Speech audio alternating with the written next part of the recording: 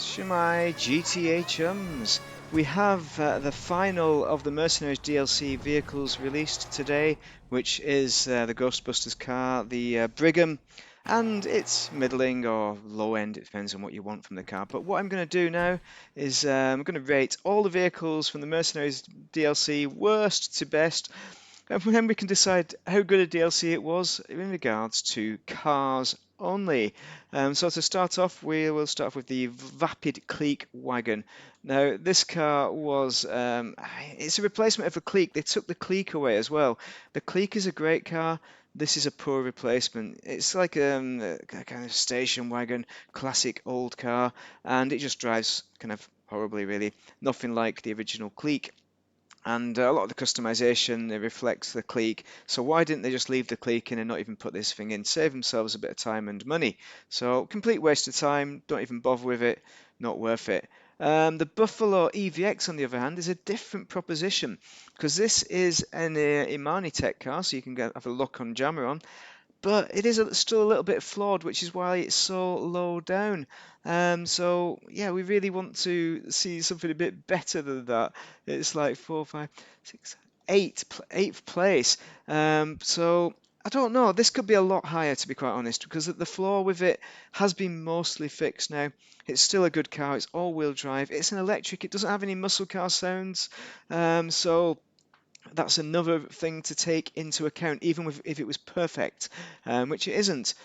So yeah, it's still a beautiful, beautiful looking car, still worth purchasing for sure, and definitely one to consider. But because I had to take into account everything for everything, because of those flaws, they still are quite severe. That's why it's this low down. This is a Walton L35, so a nice little off-roader, middling off-roader, really, and it's got some decent build characteristics, decent customization to it, and you can off-road it nicely. But it's not amazing, it's just middle, so that's why it's here at number 7. But yeah, it's an okay car, nothing more than that. This, on the other hand, is slightly different. This is a nice car, actually. You can drive it. It's one of the hot ring cars. The Bravado Buffalo, is it? Oh, come on, mate. What is it? Hot Ring, Bravado Hot Ring Hellfire. That's what it's called. But it's a very nice car, nice looking car. For once, it has some okay kind of looks to it. For one of these hot ring cars, decent as ever, decent liveries. You can make it look nice, but more importantly, you can drive it in free mode, and it's not too slippy, and it's probably one of the best cars for doing the hot ring races. But just buy any hot ring car if you purely want to buy one just for racing, because it is still quite expensive. The car we came in on, now this is a Brigham, and the Albany Brigham, 1.5 million in it, and I bought this because because I'm on YouTube. I never would have bought it otherwise, but I'm glad I have bought it because you can make it look like a Ghostbusters car. Now it's going to sit in a garage and never be driven ever again. But it is a good looking car. It's a good looking car, isn't it? So for that reason, you want to buy it. But if you're not a fan of Ghostbusters, you're not interested in classic cars, then it's probably not for you, because it's very slow performance-wise. Although it's a muscle car, so it does pull quite sedate wheelies. It drives like the Eudora. If you like the Eudora, then and you want a new Eudora that's a convert estate, or station wagon as you call it in the US, then buy this. But the lights don't work. These little lights on the front, they don't work. What crap. Next, we have the monstrosity. This could easily be higher up, except for many, many flaws with it. First off, you can't change the registration plate. Second off, it's it is Imani tech, but it doesn't take a lot of missiles. It's not brilliant, but it is fast, but not super fast. So it's kind of top end of middle with regards to off-roaders. But it's a pure joy to kind of drive around just generally at medium kind of speeds around the city. And it also has Imani tech. And if you like the look of the Mitsubishi Shogun, or Pajero as it's called in the US, then this might be for you. But the main reason for buying it, I think, honestly, is if you have access to HSW. I'm on PC, so it's rated this low because I cannot really rate it for HSW because I don't have access to it. Otherwise, it would be much higher, perhaps even number 1, because it's top of class for off-roading racing with regards to HSW, unless people turn HSW off.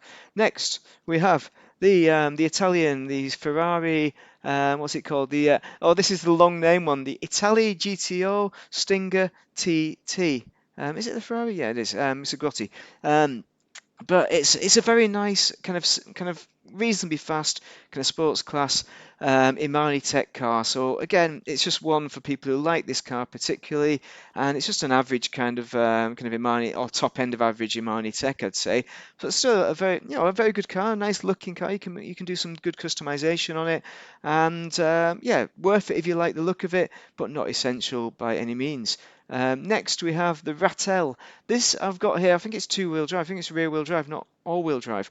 But because it's the best off-roader out of this lot, because that one I don't have access to HSW, the best non-HSW off-roader with regards to climbing Mount Chiliad, because it beats all the others, but only just. There's not a lot in it, so that's the only reason why it's here. And I kind of like to drive it. It's kind of got a nice look to it.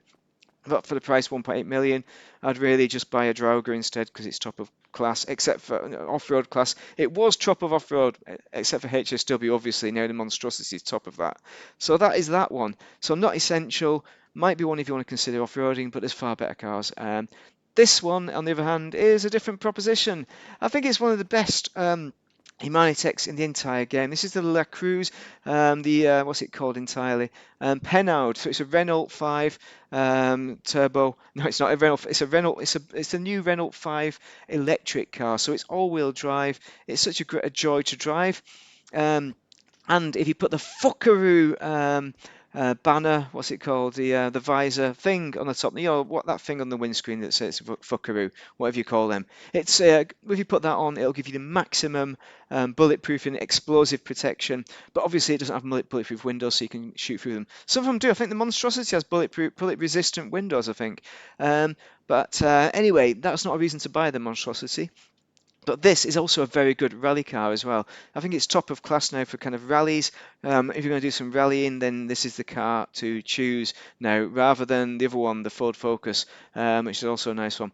But it's electric, so it has electric lack of sound, engine sound. So for that reason, it might be a no for you. Got some good customization to it. Excellent, excellent car. Definitely my favourite out of this DLC, and that's why it's number one, the best, for sure. I think even if the Monstrosity was HSW, it probably still wouldn't be number one. I'd estimate it'd be number two, but it'd be very close, and obviously it depends on what you want the car for. So that is the cars out of the DLC that is the Mercenaries DLC. Now I remember it. That's not a car from the Mercenaries. That's a Lurcher, only available for Halloween. So purchase at 670 grand if you want it. But there's a few of them worth considering. I would say the ones that I value having bought that I would buy again. And let's forget about the rating here. But it's a Renault 5. The La Cruz definitely number one. I think I would have bought the Monstrosity.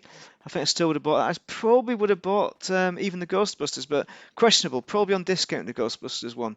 I would have not bought the Hot Ring, but I actually now I've bought it.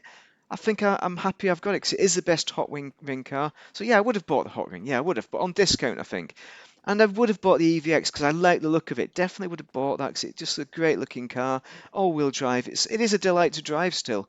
And those are the only cars I would have bought. This definitely would not have bought this. I really want to just burn it to the ground. It's horrific. It's ruined the whole Vapid name. So very lazy rockstar. Anyway, got any questions down below? But what I want you to tell me is what your favourite is from this DLC. So I think it would really help. Tell me why as well, and tell me what you think I've got wrong.